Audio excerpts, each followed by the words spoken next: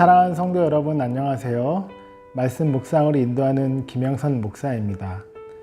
우리가 몸의 건강을 점검하기 위해 정기적으로 진단을 받습니다. 그리고 안 좋거나 아픈 곳을 발견하면 병이 커지기 전에 미리 치료를 합니다.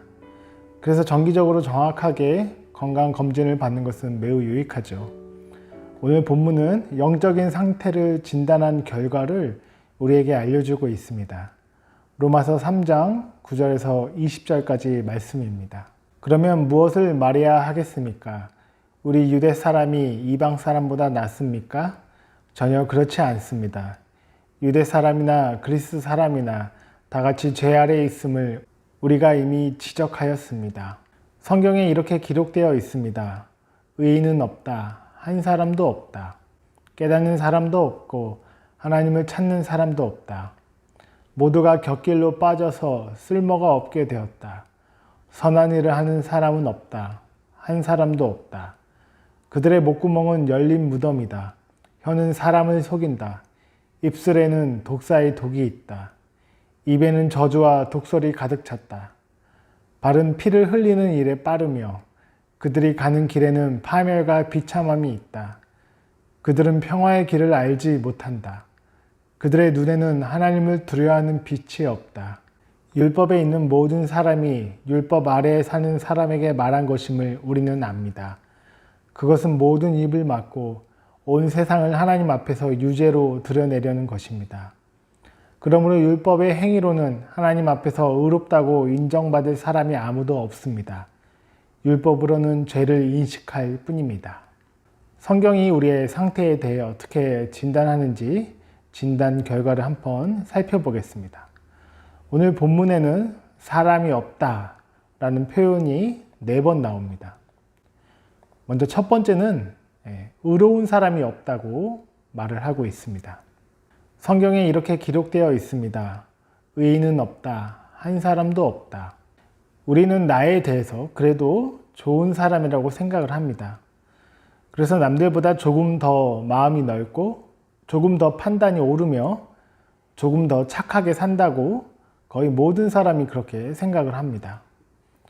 하지만 여기서 말하는 의로운 사람은 하나님의 절대적인 가치 기준으로 보았을 때 그 하나님의 의를 만족하는 사람이 없다는 것입니다. 물론 우리가 강도나 사기꾼이나 살인자보다는 착하고 의로운 것은 사실입니다. 하지만 하늘에 계신 하나님의 의로움의 기준의 잣대를 보면 이 세상 사람 가운데 단 한 사람도 의로운 사람은 없다는 것입니다. 그리고 두 번째로 깨닫는 자가 없다고 이야기를 하고 있습니다. 11절에 보면 깨닫는 사람도 없고 하나님을 찾는 사람도 없다. 우리는 어렸을 때부터 학교를 다니고 공부를 하면서 자연과 세상의 이치를 점점 깨달아 갑니다. 여기서 깨닫는 자가 없다는 것은 그런 세상의 일반적인 지식이나 과학이나 자연의 원리를 깨닫는 사람이 없다는 그런 말이 아닙니다. 하나님을 깨닫는 자가 없다는 말입니다. 깨닫는 것은 지혜 있는 자와 같은 말입니다. 즉, 지혜로운 자가 한 명도 없다는 말입니다.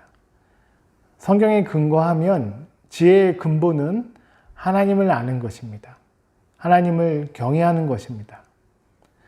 그래서 깨닫는 자가 없다는 것은 하나님을 아는 자가 없다는 것이고, 이는 즉 하나님을 경외하는 자가 없다는 것입니다. 그리고 세 번째로 하나님을 찾는 자가 없다고 말을 하고 있습니다. 이것은 하나님을 단순한 지적인 호기심에 그런 궁금증에 빠져서 신에 대해서 질문을 던지고 찾는 그런 수준이 아니라 그 마음과 중심에 하나님의 영광을 체험하기 위해 하나님을 만나려고 하는 적극적으로 찾는 자가 없다는 것입니다.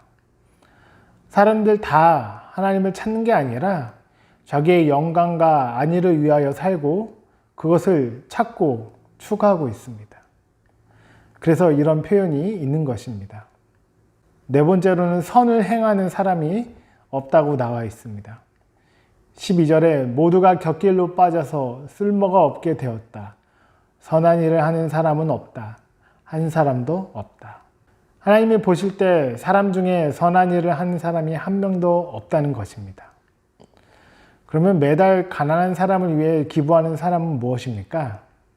사실 이 네 번째는 앞의 내용에 따라 자연스럽게 나오는 결론인데요. 하나님 앞에서 의롭지 않는 사람이 행하게 되는 모든 것들은 그 하나님의 선한 기준에 도달하지 못한다는 것입니다. 정확하게 카운트 자체가 되지 않는다는 것이죠. 면허증이 없는 사람이 그 전에 아무리 많이 자동차를 얻어 타고 심지어 운전을 하더라도 그것을 경력으로 쳐주지 않습니다.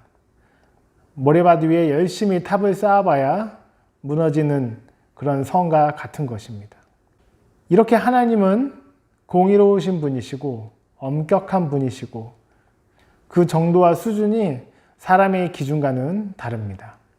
이렇게 온 인류 사람들 중에는 하나님의 기준에 합한 의로운 사람도 없고 하나님을 깨닫는 그리고 찾는 자도 없고 그래야 당연히 하나님의 기준에 합한 선을 행하는 자도 없는다는 말입니다. 그래서 모두가 죄인입니다. 그래서 모두가 부패하되 전적으로 완전히 부패했습니다. 지성도 감정도 의지도 부패했습니다. 생각도 말도 행동도 타락했습니다. 특별히 말에 관한 것을 더 자세히 이야기하고 있습니다. 13절과 14절을 보면 그들의 목구멍은 열린 무덤이다. 혀는 사람을 속인다. 입술에는 독사의 독이 있다. 입에는 저주와 독설이 가득 찼다.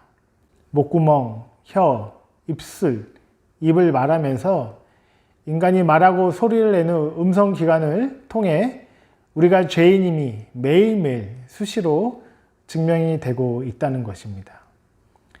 이게 성경이 오늘 우리에게 들려주는 하나님의 말씀이고 우리 인간에 대한 진단입니다.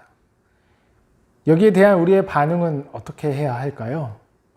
검사 결과 병이 있다고 진단을 한 의사를 말고 나에게 병이 없다고 너는 의롭고 착하다고 말해줄 그런 다른 의사를 만날 때까지 다른 데를 찾아가야 할까요? 성경의 베드로는 예수님을 만나고 나서 이렇게 고백을 했습니다. 누가복음 5장 8절에 시몬 베드로가 이를 보고 예수의 무릎 앞에 엎드려 이르되 주여 나를 떠나소서 나는 죄인이로소이다 하니. 여러분 이뿐만 아닙니다. 거룩하신 하나님의 강력한 임재 앞에 섰던 수많은 선지자들은 나는 화로다, 나는 망하게 되었다 이런 고백을 했습니다. 죄의 뿌리는 하나님을 두려워하지 않는 것입니다. 하나님을 경외하지 않는 것입니다.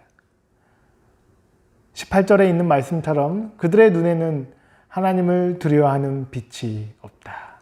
이렇게 기록이 되어 있습니다.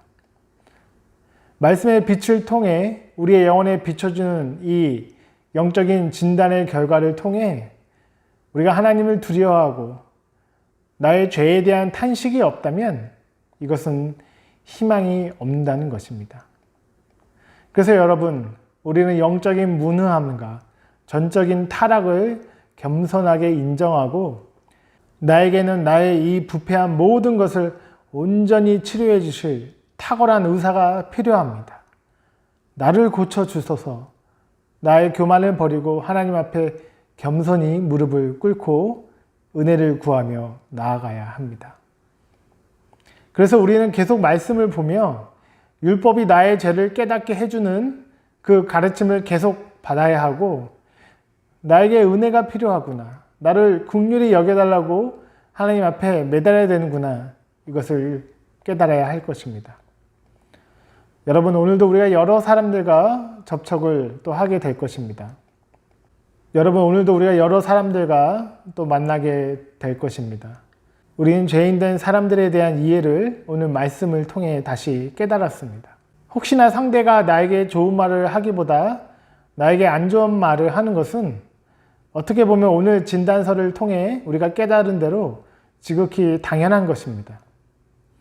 하지만 우리는 마음속에 있는 쓴뿌리를 하나님이 개간해 주시고 새 마음으로 그곳에 생명과 사랑의 씨앗을 품는 새 사람이요 또 예수님의 은혜 받은 자로 칭함을 받게 된 그런 의인입니다.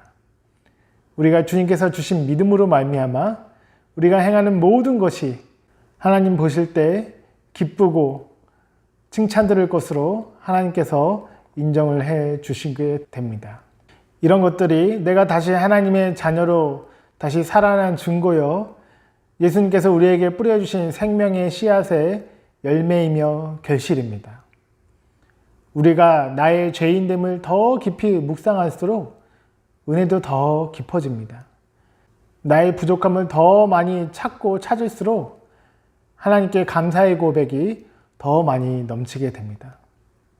여러분, 내가 하나님 앞에 섰을 때 아무것도 자랑할 것이 없는 죄인임을 다시 한번 고백하고 인정하시면서 그럼에도 불구하고 예수 그리스도의 보혈로 나를 의롭다 칭해 주시고 하나님의 자녀로 주님의 영광스러운 일들을 하며 그 일에 동참하게 해주신 하나님께 감사드리는 귀한 하루 되시길 주님의 이름으로 축원드립니다.